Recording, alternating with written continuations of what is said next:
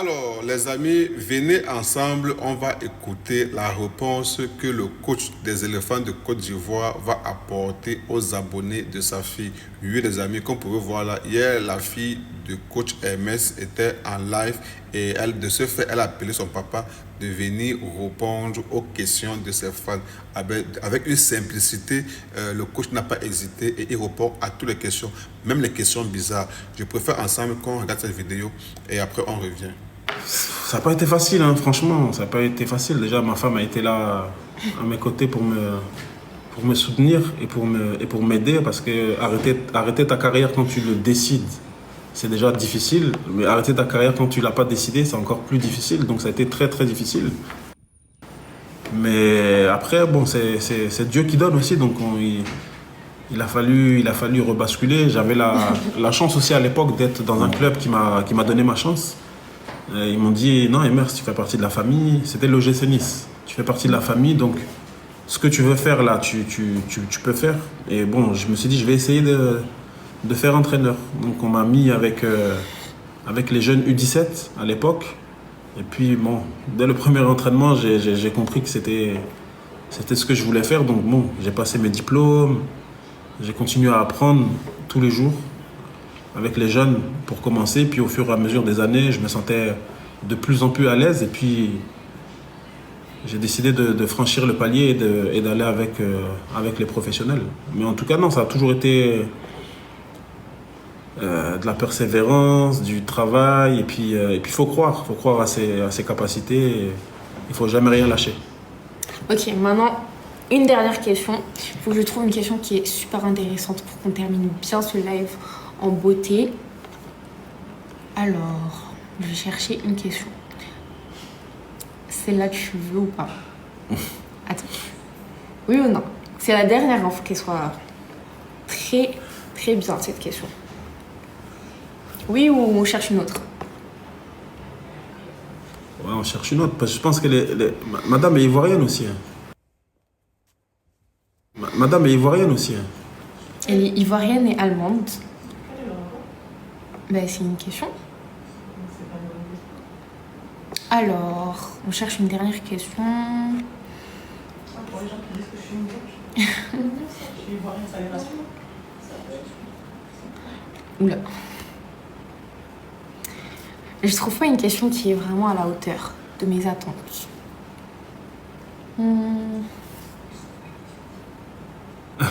Il a dit quoi?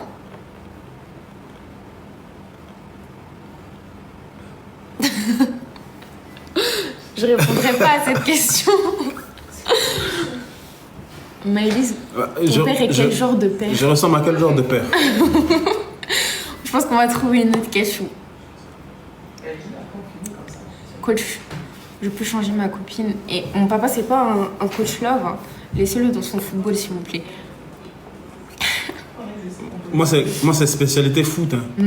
Peut-être un peu spécialité cinéma, mais ça s'arrête là. Hein. Vraiment désolé. Celle-là, tu l'aimes bien. Mais ouais. On en a déjà parlé tout à l'heure, en vrai. Ouais, c'est Flash. Non, Flash, comme j'ai dit, hein, bats-toi, ne lâche rien, mais va étape par étape. D'abord, à ton niveau, tu commences par le championnat local ici. Et puis après, petit à petit, hein, tes performances feront la différence. Mais en tout cas, il faut travailler. Bon, j'ai vu une question, mais je sais plus c'était de qui.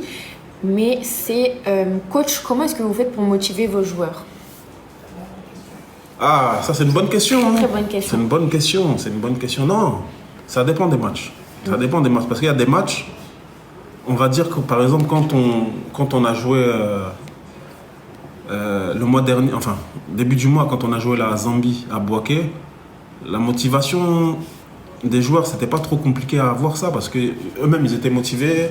On jouait à domicile, en plus on jouait à Bouaké. La plupart avaient connu le match contre le Mali à Bouaké, donc ils étaient contents de revenir. La pelouse est bonne. Donc les conditions sont tellement bonnes que pour la motivation, on n'a pas besoin de trop insister dessus. Donc on insiste plus sur les aspects techniques et tactiques de ce qu'on veut voir. Après, quand on va jouer contre le Tchad à l'extérieur, c'est un peu plus compliqué. Il faut beaucoup insister sur sur l'humilité, en fait. On joue sur l'humilité pour les motiver parce qu'on essaie de leur faire comprendre que si tu es champion d'Afrique et tu perds contre le Tchad, ça fait pas beau.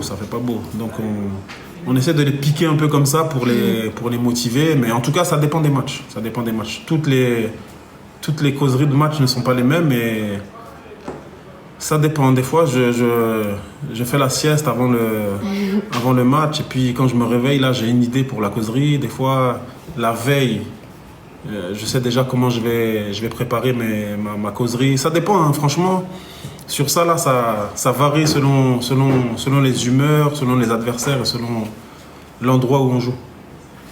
D'accord. Bon, je pense que c'était la dernière question, comme on avait dit. Je voudrais remercier tout le monde d'avoir participé au live, d'avoir posé des questions. Les questions, elles étaient très pertinentes. Moi, j'ai adoré.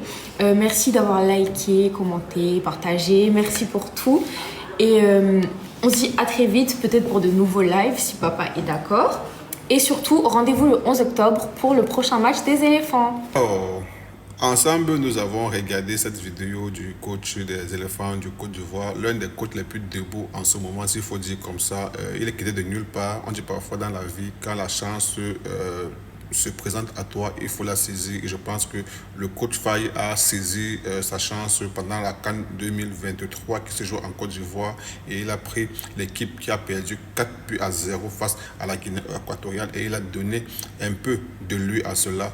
Et voilà qu'aujourd'hui, il est déjà un symbole, un emblème. Aujourd'hui, je pense qu'il est entré entièrement dans l'histoire du football africain, pour ne pas dire ivoirien en particulier. Vraiment, voilà un peu, vous voyez comment il est d'une simplicité. Combien de parents peuvent accepter aujourd'hui venir se mettre devant le téléphone avec leurs enfants? Ça, peu le feront. Encore une personne de sa classe là, parce qu'aujourd'hui c'est pas n'importe qui. Et je me dis vraiment qu'il reste aussi humble qu'il est. On dit toujours tous ceux qui seront rabaissés seront toujours élevés, et beaucoup de courage à lui. Et on espère que les prochaines échéances à venir, je pense que c'est la CAN, les éliminations pour la CAN Maroc 2025 qui se prépare, et on espère juste que la Côte d'Ivoire fera toujours preuve de grandeur en tant que champion d'Afrique. Avec le coach, ce qui est sûr, la Côte d'Ivoire ira très loin. On peut dire que c'est le temps de gloire de la Côte d'Ivoire, et ne soyez pas surpris de voir la Côte d'Ivoire peut-être remporter la CAN 2025. Ce que je ne souhaite pas, parce que c'est le Cameroun qui a remporté ça.